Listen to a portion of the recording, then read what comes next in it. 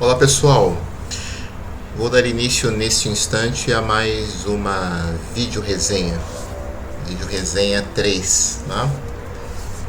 Eu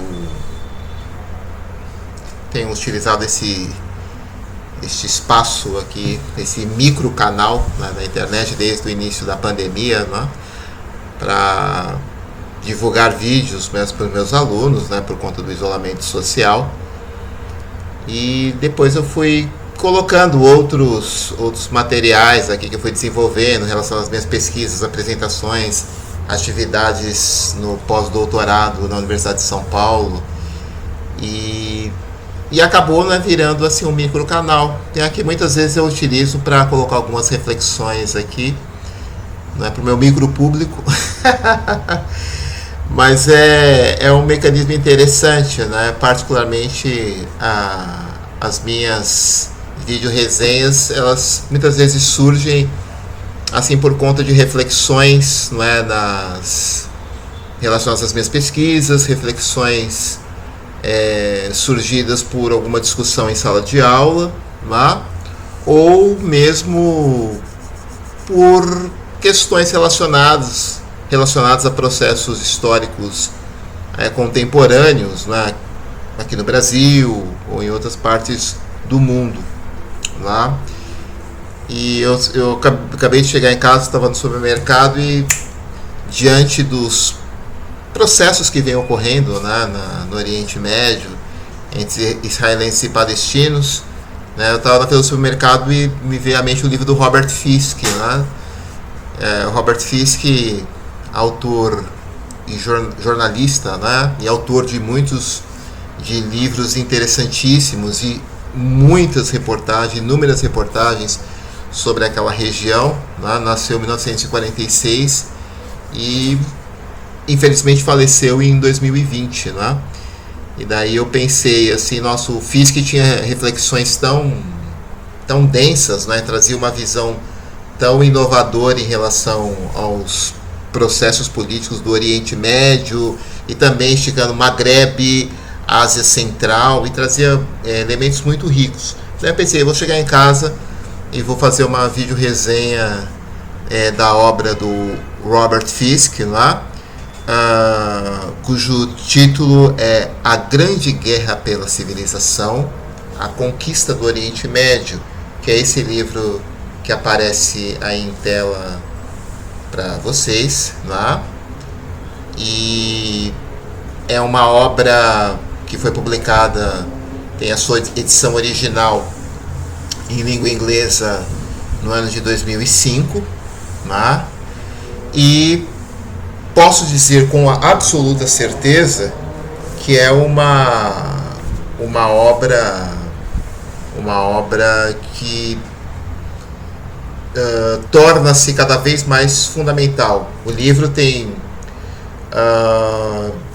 18 anos da sua publicação, mas mantém uma qualidade muito grande, né? Há uma densidade nos textos, uma densidade nas reflexões que transforma, e aí vem uma questão incômoda, entendendo o papel, não é, que os atores exercem aí no palco social, né? Eu fico muito perturbado com o papel da mídia, né? Da mídia, das grandes empresas, né, que fazem a cobertura internacional, né, que muitas vezes trazem elementos muito distorcidos, ocultam muitas informações. Aqueles setores minoritários que se posicionam de uma maneira mais crítica ou têm um posicionamento mais equilibrado ou mostram-se claramente a favor dos palestinos, né, que são claramente ali oprimidos pelo poder representado pelas Forças Armadas israelenses, muitas vezes fazem também interpretações equivocadas, sem grande densidade, sem grandes questões, muitas vezes sem leituras. E isso assim se espalha com a internet, isso se tornou bastante comum, né? Eu acompanho muitas dessas mídias lá que tem uma postura mais progressista ou mais à esquerda, aí muitas vezes tendo, digamos assim, uma visão, tenta ter uma visão mais crítica, mas às vezes, muitas vezes analisam, trazem, cometem equívocos nas análises, né? E diante disso eu lembrei de uma música do Raul Seixas, né, que tem um trecho que diz assim: eu não preciso ler jornais, mentir sozinho eu sou capaz. Interpretando essa passagem, eu não estou querendo dizer que as mídias mentem, né, deliberadamente, mas muitas vezes a mentira está colocada, mas também, como eu já coloquei, existem interpretações equivocadas, ocultamento de informações. Aí eu digo isso interpretando de maneira crítica, levando em consideração que o autor, o nosso autor aqui resenhado, é um jornalista também. E fazia um jornalismo muito significativo. Trabalhou também em grandes jornais, né? Dentre eles o The Independent, né? Na qual ele fez muitas reportagens interessantes, né? E há necessidade de observar. Estou tratando aqui de um livro, né? Estou aqui com o livro em mãos, eu mostrei o livro aqui na tela, né? Tenho aqui o livro em mãos, né? Esse livro é fruto de um conjunto de reportagens. Obviamente, houve uma adaptação para o formato de livro, mas aqui é um jornalista escrevendo. Então, assim, há a possibilidade de se pensar num jornalista, né? Há a possibilidade de pensar em jornalistas e um jornalismo mais crítico, mais denso, né? E o Robert Fisk, ele demonstra muito isso nos seus textos, né? Dentro disso, é importante, né, neste instante, entrarmos no livro do autor, né? A obra, as várias edições, eu já tive contato com a edição em inglês, com a edição em espanhol, e eu tenho em mãos, né, a edição brasileira, né? E é uma edição com aproximadamente quase 1.500 páginas, né? O livro tem 24 capítulos, né, de texto. A edição brasileira é de 2007, né? A primeira edição brasileira é de 2007. Uma edição muito, muito bonita, uma capa muito sólida, uma tradução muito boa. O texto flui de uma maneira muito sólida, né? Ou seja, a escrita original do Fisk é muito boa e a tradução ficou à altura da escrita do autor.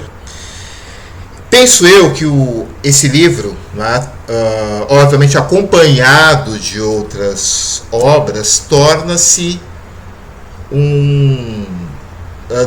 no nosso contexto, né, uma obra fundamental para entendermos o que está acontecendo na região. Né, não só para a questão relacionada à relação entre israelenses e palestinos, né, não só ligada, né, à relação entre israelenses e palestinos, mas também a um conjunto de fenômenos existentes no Oriente Médio, nas regiões da Ásia Central e no Maghreb, uma área onde o autor conheceu de maneira bastante significativa. Eu quero analisar, não é, dentro dessa vídeo resenha, um dos pontos que eu quero chamar a atenção é em relação à escrita do Robert Fisk. Ele escreve claramente de uma maneira, tem um formato, né, de texto, né, polifônico, né, existe um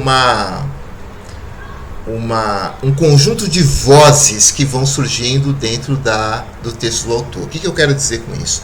O Fisk, ele, ao iniciar uma discussão, né, sobre os diferentes temas que daqui a pouco eu vou colocar aqui para vocês, ele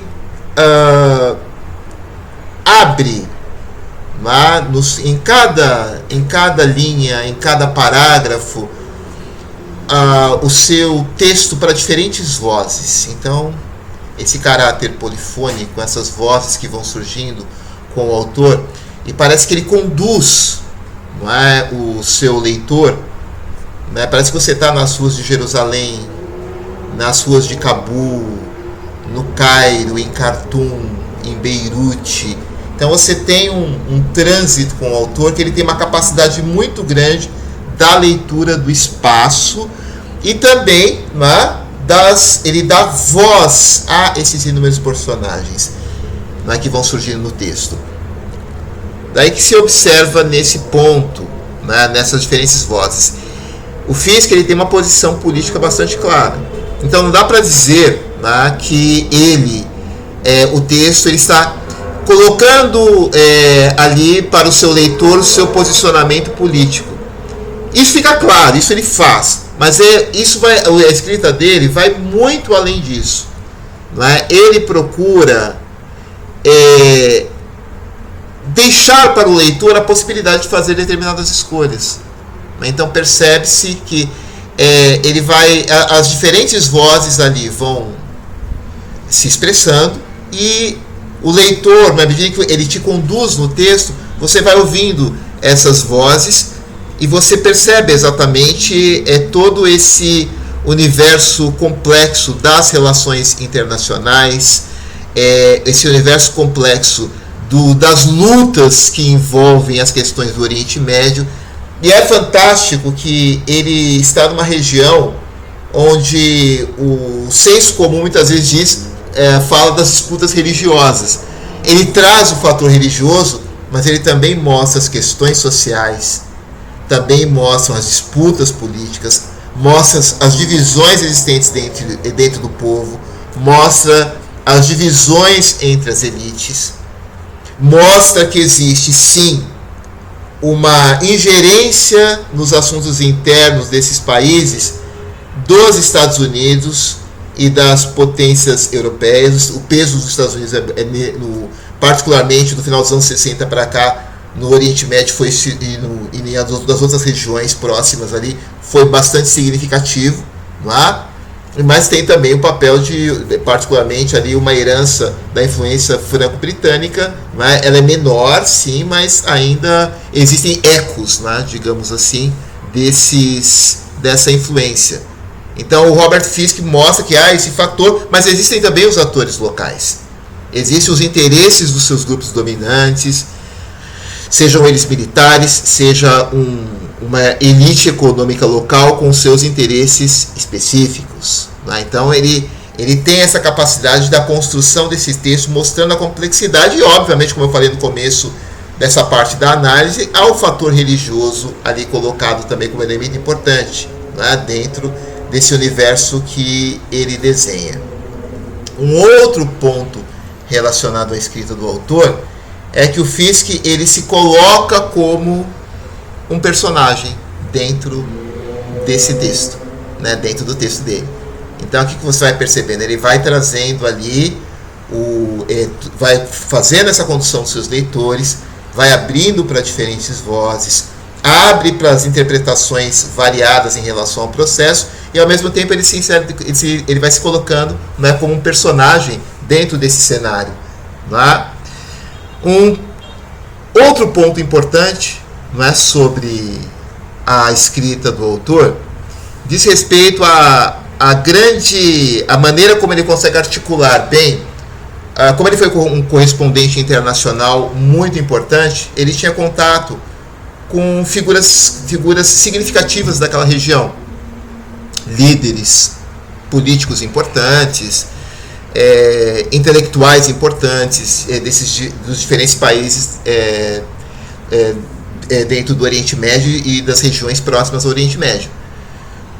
Só que ele agrega um elemento no texto dele que é fantástico. Ele, nos seus textos, ele dá voz às pessoas menos conhecidas, as pessoas ali que estão ali vivendo uma vida na qual não são as pessoas mais de destaque das sociedades, né? Podemos usar o termo assim, as pessoas comuns.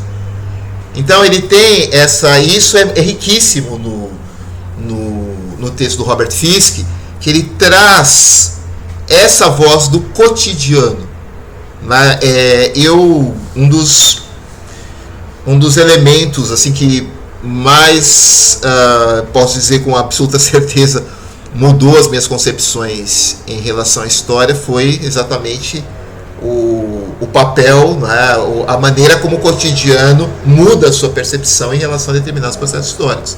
Então você tem ali uma vida comum, né, onde as pessoas acordam, tomam café da manhã, almoçam, jantam, trabalham, casam, têm filhos, vão às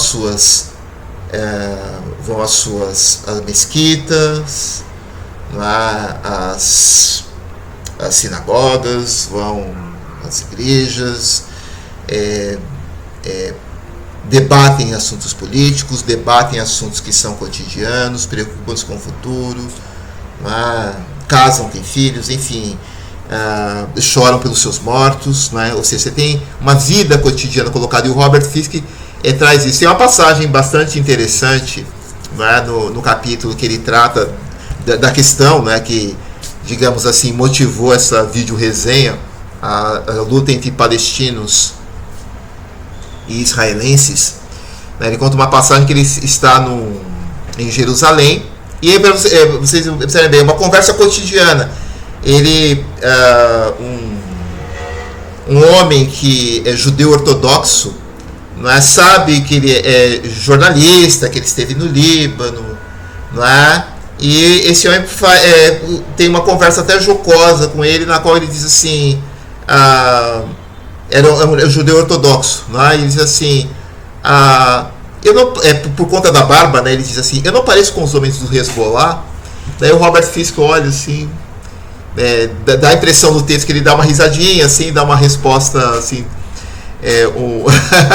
um pouco, ele meio que concorda, com a colocação desse homem, e essa colocação cotidiana, alicerçada numa certa ironia, ele utiliza para fazer uma reflexão sobre as ortodoxias, sobre os fundamentalismos nas religiões. Então ele traz o cotidiano para fazer uma grande reflexão, sobre os processos históricos, no caso, no capítulo que eu fiz referência, sobre as relações entre palestinos e israelenses. O livro, talvez eu já tenha colocado, mas eu vou observar novamente, tem 24 capítulos, e os marcos temporais desse livro, nós podemos dizer, o Fisk faz uma análise, da qual a grande ênfase mesmo, podemos dizer, uma parte significativa do texto, se preocupa muito com as questões de meados da década de 70, até o ano de 2004, o ano de 2005, que é o 2005 é exatamente o ano do lançamento desse livro. Mas em outros momentos ele recua mais o tempo, indo até a metade do século XX, fazendo uma análise sobre os processos variados que ele analisa aqui no livro, e daqui a pouco eu vou destacar, são 24 capítulos, eu não vou destacar todos, eu vou colocar ali os capítulos que, na minha opinião, são os que mais me impactaram. O livro no seu todo é ótimo, é fantástico, mas vou pegar aqui alguns, alguns capítulos que, digamos assim, estão acima do fantástico. Então, assim, são 24 capítulos, ele faz o marco temporal, grande parte do texto, ele enfatiza muito meados da década de 70 até 2004, 2005, como eu já coloquei, volta em outros momentos à metade do século XX, e tem um capítulo em particular que ele retorna ao período dos momentos finais da Primeira Guerra Mundial, que é o capítulo que ele trata sobre o genocídio armênio. Então, assim, ele transita por toda essa temporalidade, ele traz todo esse conjunto de questões. Vou chamar a atenção para alguns capítulos aqui que eu vejo como bastante interessantes. O primeiro capítulo, da edição brasileira, e das outras edições também tem o mesmo, o título em português é Um de nossos irmãos teve um sonho. Esse capítulo é muito interessante, que mostra exatamente um dos grandes feitos, né, vamos chamar assim, do Robert Fisk enquanto jornalista, né? Ele, em 2 ocasiões, ele teve contato com Osama Bin Laden. Uma vez teve um contato com Osama Bin Laden no Sudão e outra vez no Afeganistão. Eu coloco aí na tela nesse instante, né, a reportagem na qual o Robert Fisk, né, faz, né, tendo como tema o Osama Bin Laden, né, e essa reportagem ela foi ali, digamos assim, motivada, né, por esse contato que o Robert Fisk teve com o Osama Bin Laden, né, e o texto é bastante interessante. E aí deixando um elemento que é importante. Eu estou fazendo referência ao livro. O livro é baseado na experiência jornalística do Robert Fisk. Obviamente não é um apanhado das reportagens, ou uma mera adaptação. O livro ele tem uma vida própria, mas eu já tive a felicidade de ler os textos jornalísticos do Robert, os textos de jornal dele. O estilo é muito parecido. Então, assim, ele traz todos esses elementos que eu coloquei para vocês. E dá para nós caracterizarmos, pessoal, antes de voltar aqui à questão dos capítulos, o Robert Fisk, o texto dele, como um texto de jornalismo literário. Né? Porque tem todos esses elementos. Então, é um texto na qual a riqueza literária, né, ou seja, não seria a mera informação e o posicionamento do jornalista ou do jornal, né, mas ele tem os elementos que eu coloquei há poucos instantes, né, caracterizei, né, para vocês. Então, nesse capítulo, né, em relação à entrevista do Bin Laden, é riquíssimo, que ele traz um elemento de complexidade muito grande em relação a esse personagem. Ele faz uma reportagem com o Bin Laden no Sudão e outra no Afeganistão. E detalhe importantíssimo, é o Bin Laden antes do 11 de setembro. Isso que é interessante. Obviamente, o Bin Laden ficou muito mais conhecido depois do 11 de setembro. Porém, para as pessoas que já acompanhavam a política internacional no Oriente Médio, acompanhavam as questões da guerra do Afeganistão, ou seja, no contexto da invasão soviética e depois no período do conflito civil que se instala no Afeganistão, o nome Bin Laden, o nome Osama Bin Laden era um nome conhecido, né? Porém, depois do 11 de setembro, o nome dele torna-se muito mais relevante. Da entrevista do Bin Laden, eu vou agregar um outro elemento em relação ao estilo do autor. Eu coloquei vários.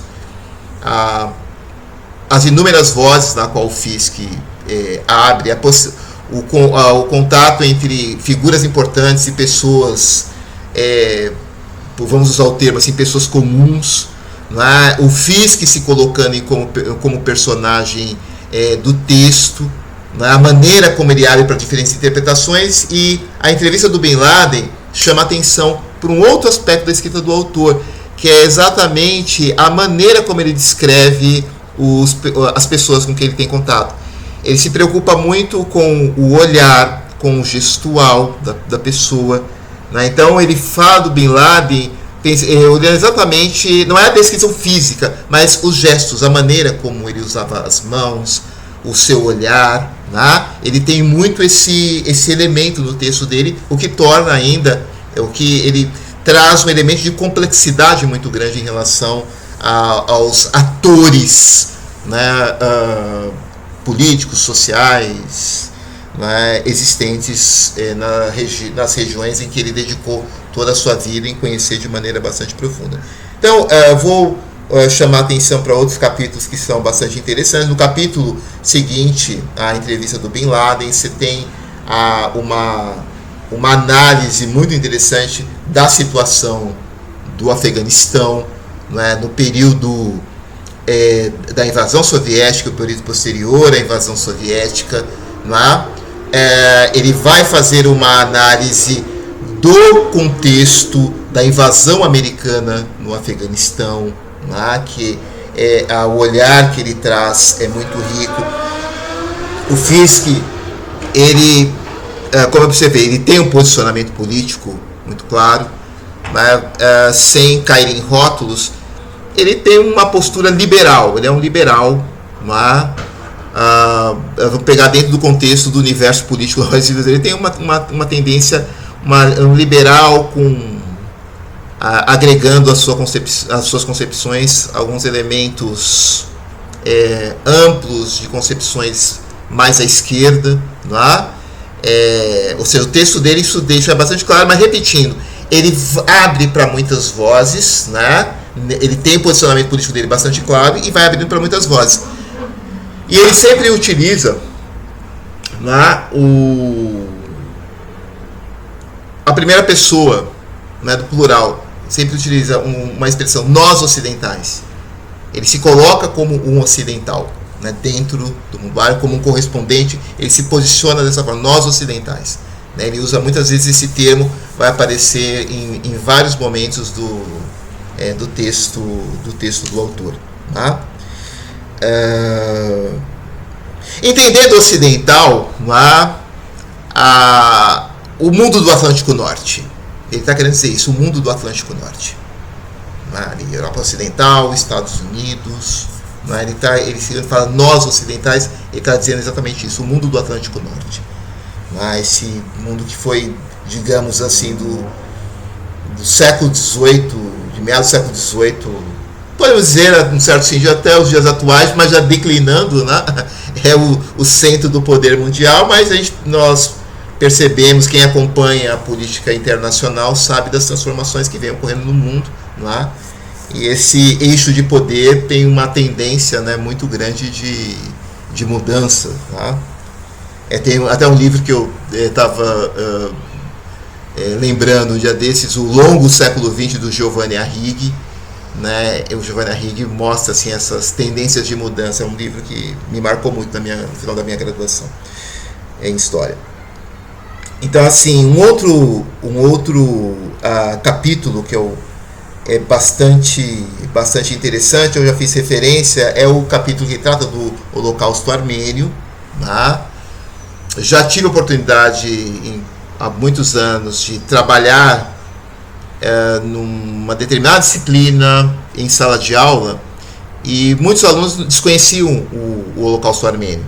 Ele mostra assim, os impactos que ainda hoje o Holocausto Armênio traz.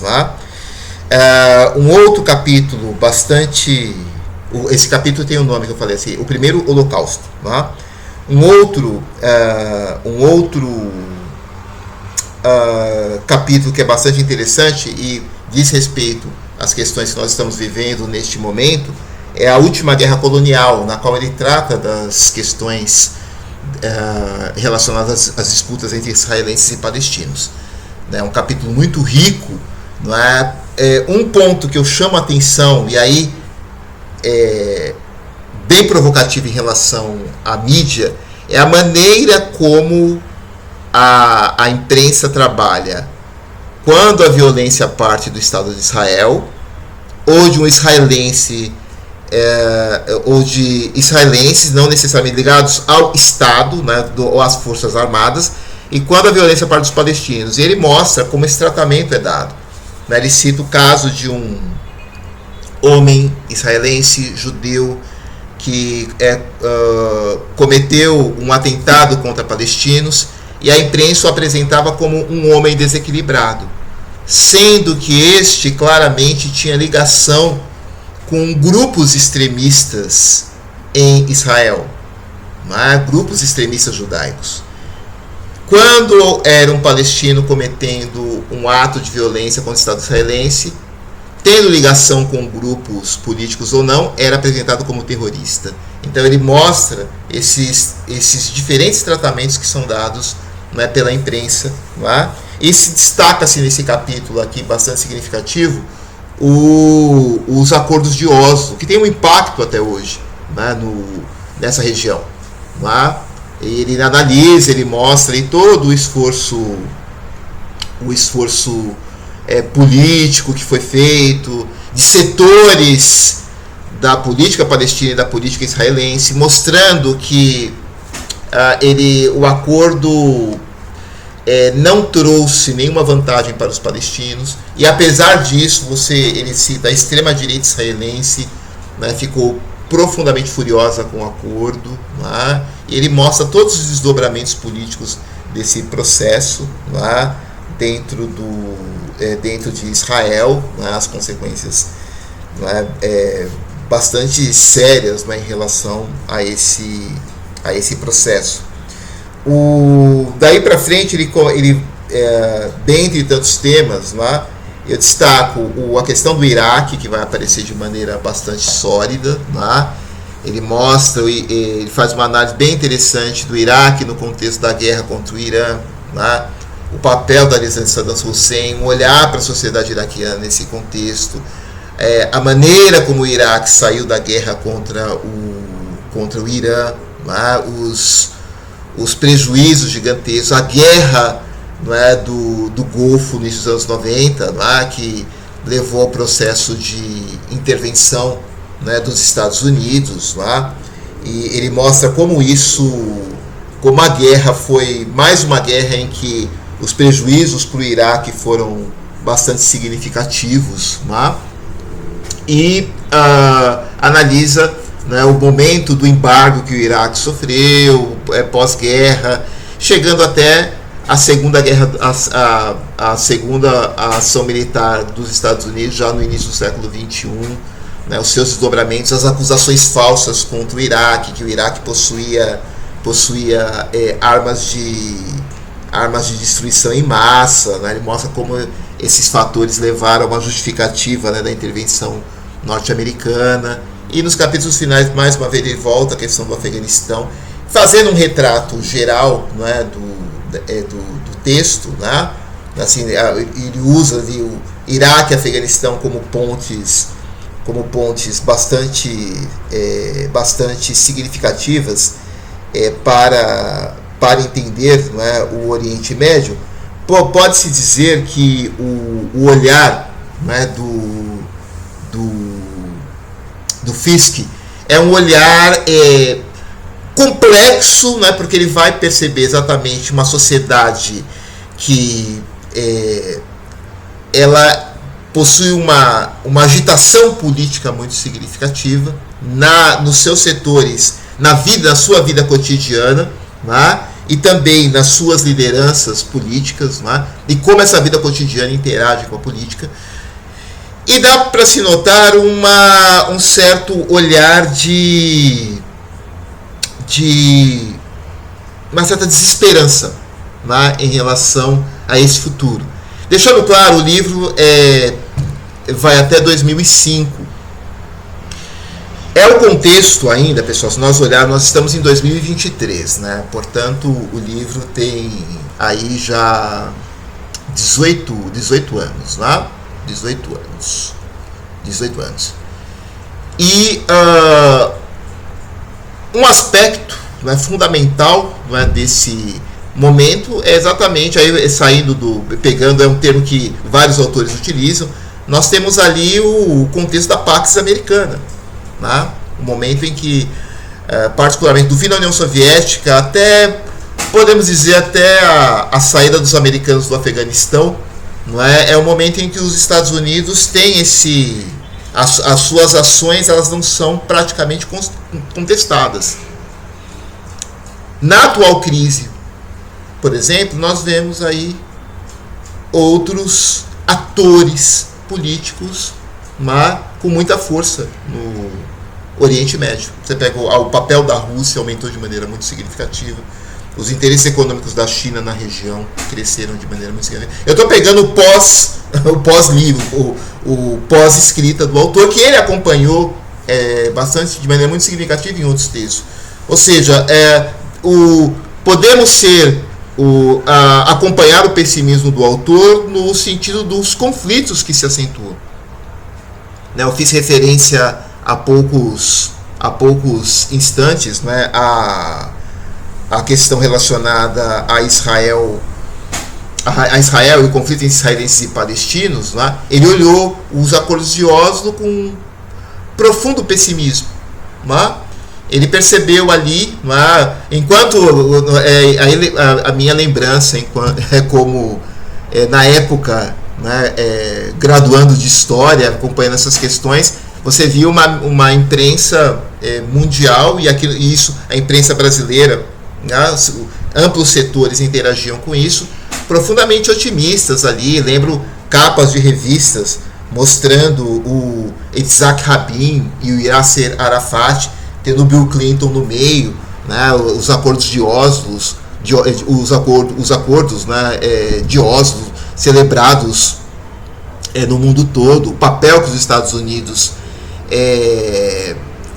enquanto potência, exerceu dentro desse processo. Então vai se perceber exatamente uma visão profundamente otimista desses setores hegemônicos da mídia, tanto que, por exemplo, eu fiz referência aos setores mais extremistas à direita de Israel, protestaram contra isso, a ponto do próprio primeiro-ministro israelense, Yitzhak Rabin, ele foi assassinado por conta disso, sendo que o acordo, o Fisk deixa isso claríssimo, em nenhum momento foi favorável aos palestinos, e Israel gradualmente foi desrespeitando os acordos, daquele mínimo que poderia favorecer os palestinos, e a autoridade palestina acaba não tendo autoridade nenhuma. Então, assim, dá para se perceber o conjunto do texto, um olhar pessimista do autor em relação ao futuro, que não é apenas ao futuro das regiões ali, ao Oriente Médio, as regiões próximas da Ásia Central ou do Maghreb. Essa região, ela tem ela é um eixo importante das questões da política internacional. Então é um olhar de temor em relação ao futuro, do futuro e dos conflitos que podem surgir em relação aos desdobramentos desses processos. Para encerrar, eu penso que é importante fazer uma reflexão sobre o título da obra, A Grande Guerra pela Civilização, a Conquista do Oriente Médio. A edição brasileira traz aqui, eu acho que é possível observar, uma medalha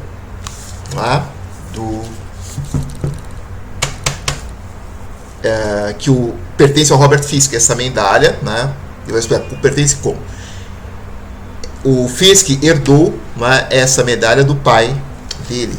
O pai dele lutou na Primeira Guerra Mundial, e o Fisk, ele sempre demonstrou, assim, em várias passagens do livro isso aparece. E aí eu vou usar essa parte para fazer referência a um capítulo que, para mim, dentro desses conjuntos de pessimismos, é um pessimismo do autor com ele mesmo. Isso é bastante interessante. Então, assim, o Fisk, ele herdou essa medalha do pai dele. Em vários momentos do livro ele fala da relação com o pai. E é por isso que o livro ele é interessante, porque ele se coloca como personagem. O pai era um sujeito, foi veterano da Primeira Guerra Mundial, contava muitas histórias sobre a guerra, e o Fisk diz que cresceu ouvindo essas memórias e não se tornou um soldado, mas virou um correspondente de guerra. Ele foi para a guerra, como o pai dele foi, mas com posições diferentes. O pai, ele sempre revela isso, tinha uma postura sempre muito ou conservadora ou reacionária mesmo, muito diferente da postura na qual ele enquanto homem foi se construindo, como uma pessoa com uma postura mais liberal, aspectos progressistas que ele defendia e tal. Então há uma relação de choque com a figura paterna que ele revela aqui no texto. E qual a relação disso com o livro, com o título do livro? Aqui aparece na medalha, está escrito A Grande Guerra pela Civilização, está escrito em inglês, estou aqui traduzindo, A Grande Guerra pela Civilização, 1914 e 1919. Como nós sabemos, a guerra foi de 14 a 18. Provavelmente esse 19 está fazendo referência ao Tratado de Versalhes, Então, por isso que aparece em 1914 e 1919, a importância não é do Tratado de Versalhes, né, como esse elemento no campo diplomático, né, que finaliza a Grande Guerra.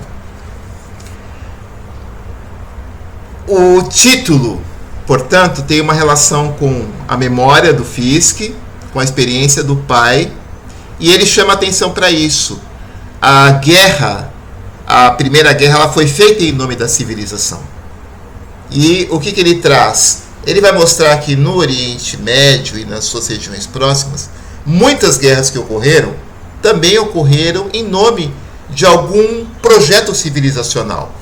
Daí ele cita da intervenção soviética no Afeganistão, trazendo aspectos do internacionalismo, do internacionalismo socialista, às intervenções americanas no Afeganistão ou no Iraque, trazendo os aspectos da democracia. Né? Então, ele traz esse elemento e mostra como, nesse contexto, né, dos conflitos ali existentes, das intervenções feitas pelas potências estrangeiras, seja as intervenções franco-britânicas, sejam as intervenções norte-americanas, na qual ele centra, na verdade, grande parte do livro é o momento em que os Estados Unidos ali tornam-se a grande peça, né, no tabuleiro de xadrez das questões do Oriente Médio e suas regiões próximas, ali, a Central, o Maghreb. E esse jogador americano traz, né, esse aspecto civilizacional ligado à questão da democracia. Então, esse elemento do título é muito importante em relação a isso, né, em relação a esse aspecto. Nós podemos chamar atenção, antes de eu ir para o último tópico, ainda da relação do Fiske com a imagem paterna, não é? Quando nós podemos pensar, né, também o fator da civilização sendo a sobrevivência do capital e como o capital, não é, sustenta esse modelo civilizacional. Na medida em que o Oriente Médio é um lugar onde você tem ali um conjunto de riquezas muito grandes, petróleo, gás natural, e isso é fundamental para o funcionamento das sociedades industriais, para o funcionamento de um modo de vida na qual o Ocidente, aí ele chama atenção várias vezes para esse aspecto, né, do Ocidente. O Ocidente necessita muito. Tá? Então, a gente pode trazer também esse elemento da civilização como a sobrevivência do capital, né, como um elemento importante. Para encerrar, de vez a nossa resenha, e fazendo uma ponte entre o Fiske enquanto personagem, memória, imagem paterna, o capítulo que eu considero muito, muito, muito especial, né, é um capítulo que tem o título, o capítulo 21, que é uma pergunta: por quê? É o capítulo que trata sobre o 11 de setembro. Tá? Eu acho legal fechar a resenha com essa reflexão, porque eu penso que ela agrega muitas das questões que eu fiz aqui e que aparecem, né, que vão surgir no texto.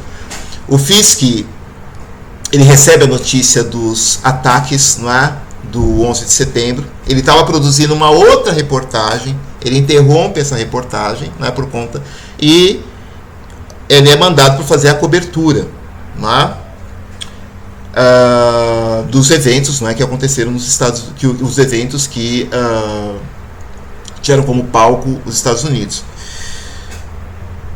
Ao entrar no avião, não é, e aí entra essa questão cotidiana, ele conversando ali com a aeromoça, conversando ali com as outras pessoas da tripulação, fazendo as anotações dele e tal, entrando em contato com o jornal, produzindo ali um texto. Ele escrevia assim com uma grande agilidade, com grande qualidade. Ele anda um pouco no avião antes do avião decolar e chama a atenção dele um aspecto. Ele percebeu ali pelas roupas, né, e por aspectos físicos, que tinham no avião algumas pessoas do Oriente Médio, oriundas do Oriente Médio. E aí é uma parte rica do texto, e aí o Fisk ele dá um tom de complexidade, ele se coloca como um personagem complexo, né? Que ele sentiu medo nesse momento, né? E daí, o que ele mostra? Se ele mesmo diz no texto, eu, Fisk, daí entra muito a questão da memória paterna, que sempre me coloquei como um liberal, né? Ou seja, uma pessoa com valores, né? Valores que ele considerava mais elevados, né? Eu, Fisk, que sempre que estive no Oriente Médio, boa parte da minha vida, cobri guerras, fui salvo por pessoas da região, né? Daquela região, né? Esteve no Afeganistão, no Iraque, teve a sua vida salva por pessoas ali em momentos de tiroteios, em momentos em que a vida dele esteve em perigo, ele foi salvo por pessoas como aquelas que ele estava sentindo medo. Isso é um impacto muito grande dentro do texto, né? E ele está tentando mostrar, ele mostra exatamente o impacto, não é, de todo o bombardeio de informações, né? Para quem viveu o 11 de setembro sabe como foi aquele dia. Você abria a internet, é uma internet bem pré-redes sociais, né? Mas já tinham ali as notícias, tal, tinham muitos grandes sites, a televisão tinha um papel importante, aquele bombardeio, aquela chuva de informações. E ele mesmo, com todos os valores que ele expressa, com a formação intelectual que ele tem, com a experiência de ter vivido no Oriente Médio, ele sentiu o medo de como se ele nunca tivesse vivido tudo isso, aflorou nele esse espírito reacionário, né? E ele, no livro ali, ele coloca isso com muita coragem, né? É uma passagem muito forte do texto, né? Mais uma vez, aí voltando à ponta da minha resenha, não é? O Fisk ali, em muitos momentos, ele se posiciona como um personagem dentro do texto, né? Ele, só finalizando aqui, né? O texto tem um caráter polifônico, mas tem ali inúmeras vozes aparecem no texto. Ele dá abertura para várias interpretações ali no texto, né? Ele tem um posicionamento político bastante claro. Ele dialoga com das pessoas, vamos chamar assim, comuns, as pessoas mais conhecidas, líderes políticos, intelectuais, né, das regiões onde ele transitou, que são muito conhecidos, né? E tem o fato do Fisk se posicionar como um personagem, né, dentro do seu texto, e um personagem complexo, né, que é algo que surgiu no pensamento dele, né? E aí é legal a ponte, dá para fazer uma ponte com a imagem do pai dele, que ele faz muita referência ao pai, que era um sujeito que muito choque com a visão de mundo dele, e ele muitas vezes, isso é um sentimento de reacionário, que ele muitas vezes atribuía às posturas políticas do pai dele, ou conservador, ou reacionário, né?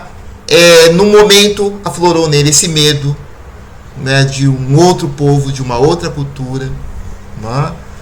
E o livro ganha muito quando ele se posiciona como um personagem complexo, né? E com a coragem de revelar esse sentimento, na qual ele dá a impressão que ele se sente sujo por conta desse sentimento, e ele colocou no papel, ele expressou isso de maneira muito clara.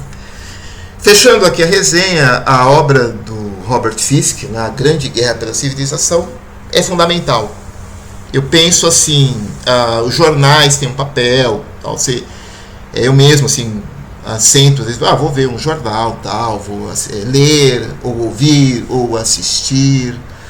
Mas para quem quer ter um pensamento um pouco mais crítico, mais denso, mais amplo, obviamente o Robert Fisk não é a única obra sobre o Oriente Médio, mas é uma obra fundamental. É uma obra fundamental, de ampla complexidade, que traz elementos muito ricos, né, em relação a esse contexto.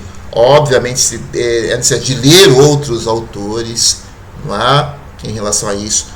Tem um outro texto dele que eu vamos ver no futuro, eu posso fazer uma outra resenha, que é o Pobre Nação, né, que é sobre as guerras do Líbano no século XX, né, que é também uma obra bem densa, com um volume muito amplo, com um conjunto de reflexões com o mesmo estilo de escrita, né, e portanto são textos muito ricos que trazem que agregam muito a formação intelectual. Termino aqui minha vídeo resenha número 3. Agradeço as pessoas que chegaram até o final, que viram toda a análise. Espero que possam adquirir o livro, né, e aproveitar bastante a leitura. Joia? Agradeço a atenção de todos e até a próxima vídeo resenha.